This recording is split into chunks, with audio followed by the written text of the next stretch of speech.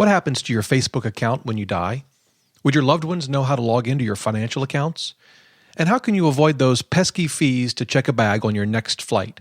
We'll answer these questions and more on this, the 65th episode of the DoughRoller Podcast. Welcome to the DoughRoller Podcast, where the best thing money can buy is financial freedom.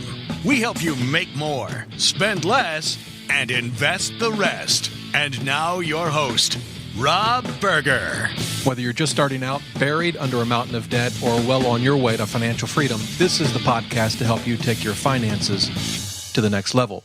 Hey, everybody, this podcast is sponsored by Betterment, the most preferred automated investing service. Betterment has cutting-edge technology to optimize returns, minimize taxes, and save you time and money. Join over 34,000 customers who have already streamlined their portfolio management at betterment.com/roller. That's betterment.com/ROLLER. And if you can believe it, the 65th episode of this podcast, I started it back in November. It's like after each podcast, I can't believe the number is growing. We're going to hit 100 pretty soon.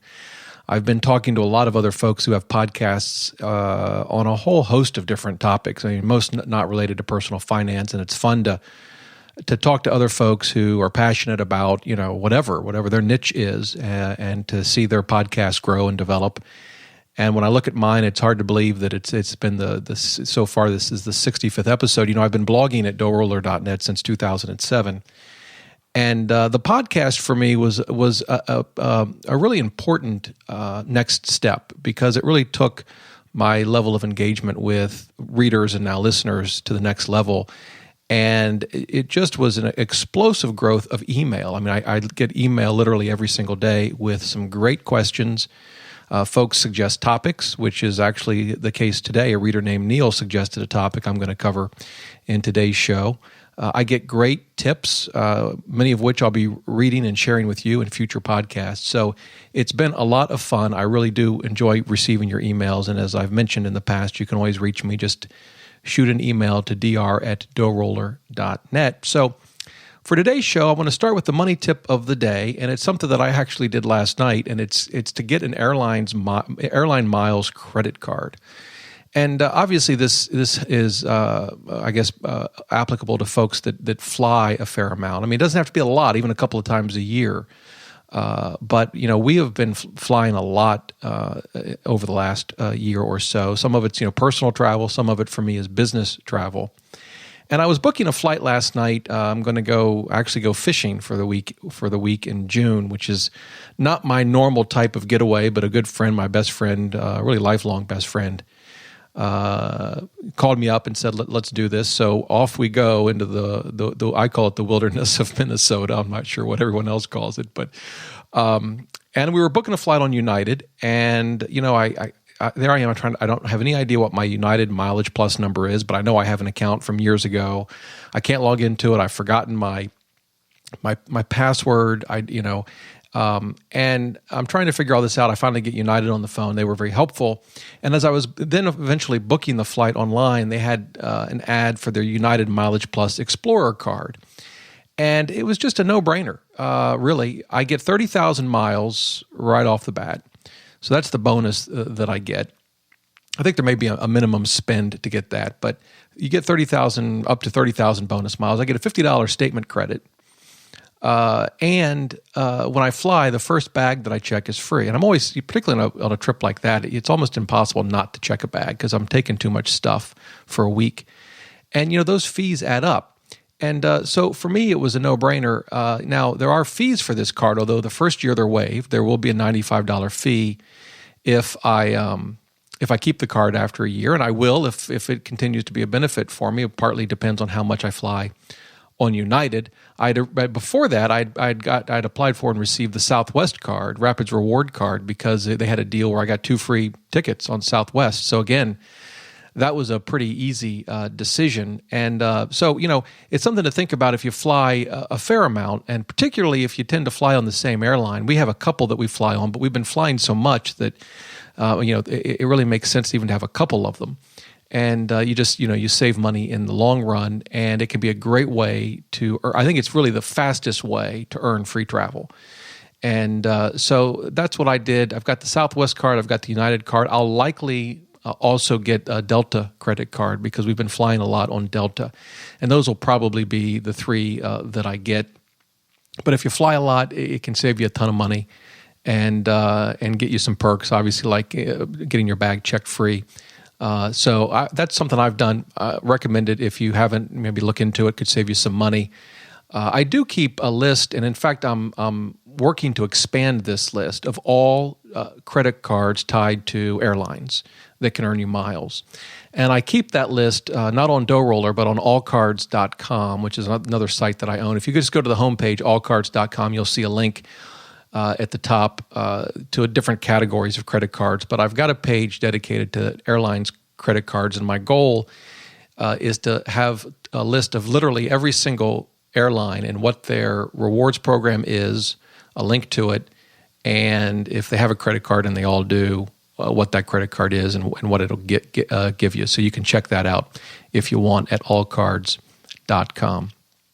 Okay, on to the show, the main topic of the show. And this actually comes, as I mentioned earlier, from a reader named Neil. He wrote me, he said, "Hi, Rob. Right now I estimate that I have in the range of 20 to 30 online login credentials that my wife would need access to in the event that I unfortunately passed or was incapacitated. In terms of information security, I do the worst thing possible, which is organize all my key login credentials in clearly labeled files on a drive that my wife can access in case of an emergency. And even within the files, I leave detailed instructions on what to do in case of an emergency. I have found that there are just too many credentials, email, passwords, security questions, phone ID, etc. I just don't know any other way of doing it. Firstly, I can't remember them all, and my wife wouldn't stand a chance of logging in to all of these accounts without these files. As I type this, I am thinking maybe there is a PC storage facility service for sensitive digital information. I don't want a high-cost PC backup service. I would be happy with something that allowed me to save less than 1 meg of notes from my wife. But again, how secure is that? Right now, my info is not on the web, so the biggest issue would be someone literally physically stealing the drive. Your thoughts would be much appreciated, Neil." This is a fantastic question, and one that I had to give a real thought to as I was, my stepmother passed away a couple of years ago, and I was I handled her estate, I handled her trust that she had set up, and it really hit me through this firsthand experience exactly what we're up against in this digital age when someone that we know, particularly when, it could be a spouse or a loved one or someone that you're handling their estate for, when they pass away. And, it's a lot more than just finances. Do you have passwords to their Facebook account? Because Facebook's not going to give it to you. In fact, there have been lawsuits of folks trying to get access to a Facebook account or an email account. And when you think about all of the things that we do online and all of the things that we have passwords for, it really starts to become almost mind-numbing. How are we going to handle all of this so that we can pass this information on to those that need it while at the same time not jeopardizing the confidentiality of this information? And that's really what Neil is struggling with. And so it was a great email to get. In part, I'd given this a lot of thought in the past, but it really made me sort of refocus on this issue. And so to answer Neil's email, I want to give you four sort of points or issues, I guess, to think about. It'll include some tools that you might be able to use to help you do this. So we've got 4 things we're going to cover today in response to Neil's email. The first one, and I think for me this is the most important thing, and it's not actually about giving folks your login credentials or making sure that your spouse or significant other knows all your passwords. It's what I call creating a list of everything. This was so important when I was administering my stepmother's estate, and she did such a great job of having this available. If you think about it, you've got not just financial information online, but email. You've got you may have all your logins to social media.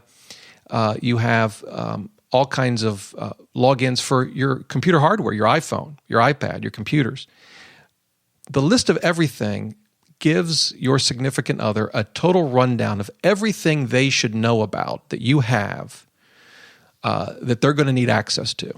And again, on this list of everything, I would not include passwords. It's just knowing that it's there. And let me give you an example. I started writing a list of what this includes. Let's go down it. Investment accounts, right? So that would be 401ks, IRAs, taxable accounts, Could be your 401k at work. Could be an IRA at a Vanguard or a Betterment or a Fidelity. But all of your investment accounts. Number 2, all of your bank accounts. Again, checking accounts, savings accounts, certificates of deposit, all of your bank accounts. Your mortgage. Does your spouse know where your mortgage is and how much it is? I mean, there are some that don't, believe it or not. So, where you have your mortgage. A list of all of your credit cards. A list of all of your loans, car loans, student loans, lines of credit. A list of all of your monthly subscriptions and your automatic or automated monthly payments. Things like your Netflix account, your Amazon Prime account. Do you have a monthly payment for a security system in your home or for yard service? The list really there could go on and on and on. A list of all of your insurance policies, your auto, home, and of course, life insurance, very important. Your safety deposit box. Do you have a safety deposit box or multiple safety deposit boxes? And would your spouse or significant other know about them? If you have a business, of course, that just sort of at least doubles, if not triples, the amount of information that needs to go in this list of everything. Because if you have a business, you're oftentimes going to have duplicates of a lot of the things I've just mentioned, right? You could have separate bank accounts. You could have revenue that comes into those bank accounts. Some of it could be direct deposited or automated. You may have an accounting system. The list there can go on and on depending on your business, but a list of all of your relevant business accounts. Very important, your email accounts. And this was something that my stepmother did very well. She had her email accounts. We'll talk about passwords in a moment, but she had all of her email accounts. And one of the reasons that was so important in administering her estate is that she would oftentimes, as you no doubt do, would get notices from creditors, from subscription services about her, whatever it is. It could be an email about Netflix, or it could be an email that her car insurance is coming due.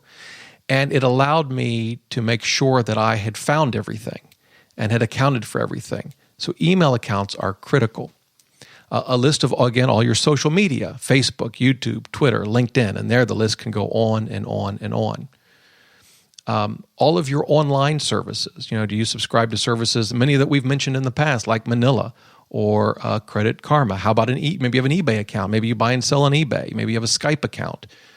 You may use something like Dropbox or other online backup services. So include all of those in this list of everything. We talked about airline credit cards. So do you have airline miles accounts? And which ones do you have? Do you have hotel rewards accounts? And what are those? Now, the reason I mention this list of everything first, and here's why I think it's so important. Again, we haven't even gotten to passwords yet.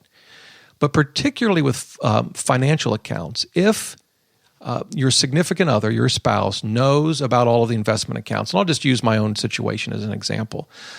We have my 401k is at Fidelity. That's where my employer, they use Fidelity to manage their 401ks. So as long as my wife knows that I have a 401k at Fidelity, of course, that's in my name, right? It's a retirement account, so it's not a joint account. It's just in my name. And let's assume she doesn't know the password. That's okay, right? She can call up Fidelity. Fidelity has an entire department that deals with estate issues and when an account holder passes away. And they're going to want certain information from my wife. Chief among that is going to be a death certificate. And with a 401k, it usually doesn't pass through a will. Usually you list a beneficiary. So in our case, it would go directly from me to my wife. It wouldn't have to go through probate. That's a whole topic for another podcast. But the point is, she would be able to reach out to Fidelity and get that account properly processed and handled, even without ever knowing my password. And so that's why I think this list of everything is so important. And it was one of the scary things, frankly, when I was administering my stepmother's estate. I wasn't concerned about not having a password, particularly as it relates to financial accounts. My concern was not knowing about an account. Is there an account, it could be a savings account, an investment account, where she had some assets that I didn't know about? Or are there liabilities out there? Maybe she has a loan, or or some sort of subscription service that would keep hitting her account each month that I would not know about. That to me was the biggest concern. What am I missing? And so that's why I start first with this list of everything. It's something that I highly recommend you put together so that if you were to pass away, those that would need this information would have it. And for my list of everything, I do not include confidential information in the form of passwords and logins. We'll get to how we can handle that in a minute. But again, this is simply to educate your significant other about all of the different accounts that you have together, all the way from investment accounts down to airline miles accounts, everything. And you can do this in a Google Doc, and you can share it with them. You could do it in Word and just print it out, and perhaps email it to them. Again, I'm not putting anything confidential in here. It's just a list of everything. Now, before we get to the next topic here, I wanted 2 bonus tips. The first one is you really need to talk about this stuff periodically. I know sometimes with life, it's busy, the kids, everything's going crazy. Who wants to sit down and talk about all this? But I think it's really, really important. As I may have mentioned, I'm not sure that I did, but my wife and I have started something recently where once a week we go out for a cup of coffee and we talk about our goals and our plans for that week. And then the following week we hold each other accountable. Did you accomplish what it is you wanted to accomplish? And it can be work-related, personal, relationships, money, whatever. And in our last meeting, which was just a few days ago, I walked her through all of our investments and how we spent our money the previous month, what we spent it on, how much we spent. And she's not going to remember everything, but it's a start, and it's something that I want to do, if not monthly, quarterly, so that she can have a better understanding of where things stand. Again, in our family, I tend to handle all the finances, and that's worked out well for us. But it's really important for me that she has at least some understanding. It's important for her too. But the key here, the first bonus tip is talk about this stuff periodically. Second bonus tip is consider using Evernote for I'll call it non-confidential information. Evernote is an incredibly flexible and useful tool. It's free. They do have a premium level, but you can get a free account. It's a great way to store information and to share information with other folks. So you could have a notebook. You could have your list of everything notebook, and you can have literally notes in there that you type up, or you could go to the Vanguard homepage and take a snapshot of that and actually put it into the notebook. So if we were to share this, and you could have the notebook and you could tag it with investments, and you could just simply have the homepage of every investment account, every broker or mutual fund where you have an investment account. Again, nothing confidential. This is just to give someone a list of everything so they're not missing anything. They've got everything covered. So those are the 2 bonus tips. That's the first topic today, the first thing I wanted to cover of 4, the list of everything. I think it's the most important. All right. Number 2 is access to email is critical. I touched on this briefly, but when I was administering my stepmother's estate, having access to her email proved to be very, very helpful, because I would monitor her email and I would see notices coming in, whether it was from credit card accounts, insurance. I think I remember one time I got an email from Dish Network. I didn't even know she had Dish Network until I saw that email come in, and I could call up and cancel it. So access to email is really, really important. And it's the one thing where you may have trouble getting the access to it if you don't know the password. With an investment, it's funny, you can deal with something like Vanguard because you call them up and they have an entire, as I mentioned with Fidelity, they all have this entire department that deals with the death of an account holder. But with email and things like Facebook, they can be very, very stingy about passing this information out, even if the account holder has passed away, and even if you're the beneficiary and you're the one handling the estate, it can be very, very difficult. And I mentioned there have been lawsuits over this issue. So access to email is really, really important, and that's one password among many. They're all important, but that's one that I think is important for folks to have access to, and hopefully, you're comfortable sharing that with your significant other. I know, maybe you're not, whatever, but some way getting them access to your email is an important thing in transferring all of this information in the event you were to pass away. Okay, the third tip is the location of key documents. This too is critical. There are documents that are going to be very important when someone passes away. What would those be? Well, certainly a will, of course, any related trusts, The deed to the home. Does your spouse know where the deed is? Any important contracts that you may have. Birth certificate. Passports. Of course, medical directives are very important. Even something as simple as warranties that you may have on everything from your furnace to the last gadget that you bought. Does your significant other know where this information is? So the location of key documents is really, really important. Now, one approach to this, if you're comfortable with this, is scanning them. We use a ScanSnap. It's an S1500M. It's for Apple. They have, of course, a PC version. And it scans anything. I mean, I can put my driver's license in there and scan it. It'll scan, and it'll automatically scan both sides if there's writing on both sides. And then I can do basically whatever I want with that scan. I tend to save it to Dropbox as a PDF. But that can make, you still want to have, obviously, the originals, of course, with these sorts of documents. When I get statements and other things where I don't care about the original, the scanner's terrific. I scan it, I save it digitally, and I throw away the paper. I don't have to keep, reams and reams of paper files. Obviously, with things like your will, your trust, deeds, passports, you've obviously got to keep the originals, birth certificates. So you still want a location for those things, but having them scanned as well and available to your significant other can be very, very helpful. On these things that I would certainly keep them encrypted, which you can do if you save them to Dropbox. You could also keep them on an encrypted thumb drive. These are the kinds of things that you're obviously not going to want your will and trust to be thrown about the internet. So these are things that they're not quite the same as passwords to your 401k account. But obviously, their confidentiality is still very, very important. But this is the third thing. So we've got the list of everything. It's kind of a hassle to prepare. Very important. Number two, make sure that your significant other has access to your email, if you should pass. Location of key documents is the third one. Very, very important. Again, I like scanning them. That helps, but you've obviously got to keep the originals, and the folks that are going to administer your estate need to know where they are. So those are the first three. That gets me to the final, point, and that is specific to Neil's question. All right, fine, Rob, we got the list of everything, got it. Email, important, got it. Key documents, important, but you still haven't answered Neil's question. I mean, are you telling us we don't need to worry about getting these passwords and login credentials to our loved ones if we should pass away?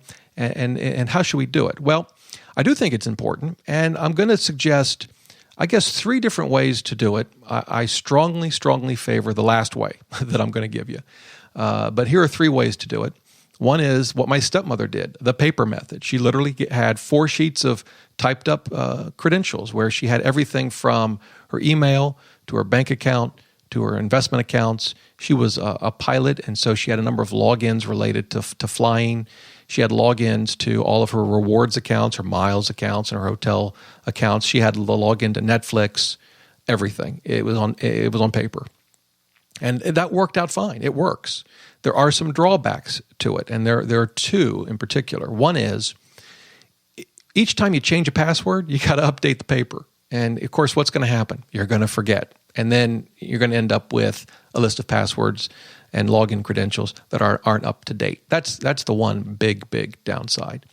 The second downside is this question of security. Now, maybe you can put it somewhere safely in your home, and what are the odds that someone's going to break in and know that piece of paper's wherever you've hidden it. So I don't know that the security issue is you can't work around it. You probably can, although it's interesting on the paper method. What you might be more concerned about is not actually someone breaking in and happening to know where you keep this information, but friends or family. I mean, you hope that friends and family wouldn't find this and do something with it that perhaps they shouldn't, but it happens. So that would probably be my bigger concern with putting all this on paper. But again, it's what my stepmother did, and it worked fine. It is one option. The second option is really what Neil alluded to, and that's the digital file method. Again, you could save this information on a hard drive. You could save it on a thumb drive. You could save it in Dropbox. Now, a couple of things here. One, again, if you change the password, you still have to go into the file and change it in the file. It's got the same problem as using a piece of paper. It may be a little easier to change a digital file, I suppose, but you've still got to remember to update it every time you make a change. And actually, the other thing, and this is true with using paper, is you may acquire new passwords, and so you'd have to add those to the digital file or the piece of paper every time you got a new password. Maybe you opened up a new account at Vanguard, or you got the, like I did, you got the United Miles credit card and got your miles number and password, and didn't have that before, so now I've got to go and add that to the digital file. So you just have to remember to do that. Again, if you use the digital file method, it's really important that you encrypt it. You can get thumb drives that you can encrypt. You can encrypt things on Dropbox, but it's going to be important that you do that, and that your spouse or significant other knows that the file is there and how to get to it. So those are some of the things to consider if you follow that approach. Now, the third approach, and it's the one that I am pursuing now, there are a number of websites that will allow you to store securely all of your digital assets, which is really what these are, digital assets. And then in the event of your passing, you can have a directive that says, I want this information to go to this person. And in that case, they will require a death certificate. This is serious business. It's not as if someone can call up and say, well, so-and-so passed away, shoot this information over to me. They will require a death certificate. And upon receiving that, they will follow your instructions and send this information, again, to whomever you've designated, whether it's a spouse or perhaps it's an attorney or someone else. And the one that I am looking at and have started to use is called Password Box.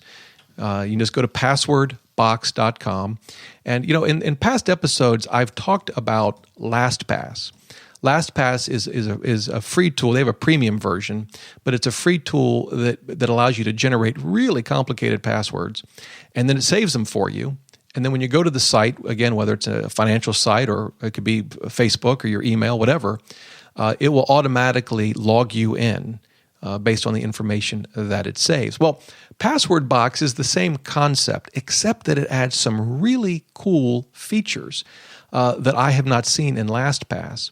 One of them is called the Legacy Locker. It's what I've just described. You can set this up so that if you were to pass away, this Legacy Locker from Password Box will, once it receives the death certificate, follow your instructions and provide all of this login information, again, to whomever you've designated, a spouse or someone else. It's a really cool service, and it's free up to, I think it's 25 passwords. If you go above that, I think it's like $11.99 a year. So not a particularly expensive tool.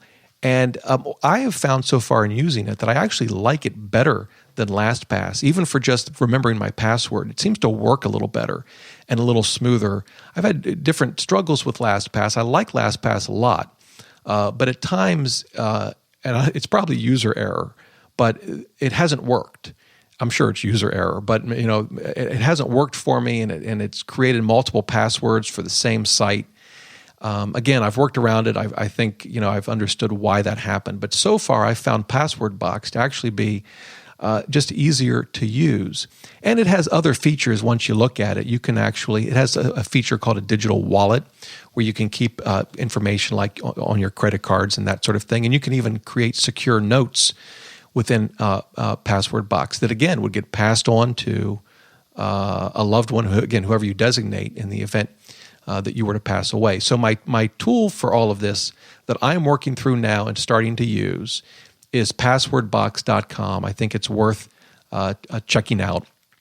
And if you've used it in the past, or you do check it out, shoot me an email and let me know what you think. I'd love to hear from you. Again, I'm just starting to use it now. Perhaps I'll follow up in another episode to give you more detailed thoughts on it. But from what I've seen so far, really easy to use. And the Legacy Locker, I think, could be a perfect tool in response to Neil's question. And for you, if you want a way to transfer all of this important information to a loved one in the event you were to pass away. Hey, I hope you found this episode helpful. These digital assets, they are more important than ever. So however you approach this, maybe you follow something along the lines of what I've described, maybe you do something totally different, but don't ignore it. It's really, really important. Well, hey, I hope you enjoyed the show. You can get the show notes, as always. Just go to DoughRoller.net podcast 65. Love hearing from you. You can email me at dr@DoughRoller.net. Hey, if you haven't signed up for the weekly newsletter, what are you waiting for? Just go to DoughRoller.net/newsletter. It goes out every Saturday, chock full of all kinds of personal finance and investing goodness. And I don't bombard you with email. You get a newsletter each Saturday. That's it. And lastly, if you haven't left a review for the podcast, I'd appreciate your honest rating and review. You can do that on iTunes. DoughRoller.net/iTunes will take you to the iTunes page where this podcast resides. Hey, hope you enjoyed the show. Remember, until next time, the best thing money can buy is financial freedom.